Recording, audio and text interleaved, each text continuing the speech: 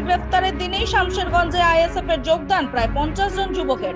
নওশাদ সিদ্দিকীর গ্রেফতারের দিনেই শামশেরগঞ্জে Indian secular ফ্রন্টে যোগ দিলেন প্রায় 50 জন যুবক। বুধবার রাতে শামশেরগঞ্জের ডাকবাংলায় আনুষ্ঠানিকভাবে এই যোগদান অনুষ্ঠান সম্পন্ন হয়। নতুন যোগদানকারীদের হাতে আইএসএফ এর পতাকা তুলে দিয়ে দলে স্বাগত জানান মুর্শিদাবাদ জেলা আইএসএফ এর সহ সভাপতি আজমেরুল ইসলাম। তিনি বলেন, যুব সমাজই আগামী দিনের ভরসা, তাদের হাত ধরেই আইএসএফ আরো শক্তিশালী হয়ে উঠবে।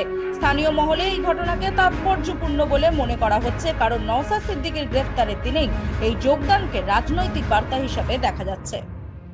আমাদের এটা যোগদান সভা, শামশেরগঞ্জ বিধানসভায় যোগদান সভা।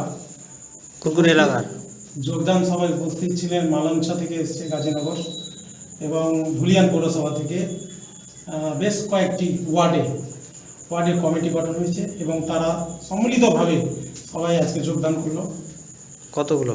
প্রায় 50-100 জন যোগদান করলেন আজকে। কি বার্তা দিবেন আগামী দিনে?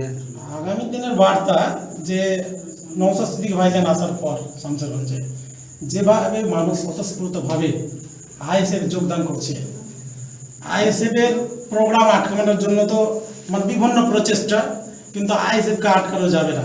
যেভাবে আজকে ধর্ণা মঞ্চে নাগরিক মঞ্চ মানে সব ধর্মাবলম্বী লোক সেখানে মঞ্চে উপস্থিত ছিলেন, সেখানে অন্যায়ভাবে এই ওয়াকফ বিলের বিরুদ্ধে, এই বাতিলের বিরুদ্ধে সবাই আন্দোলনরত ছিল।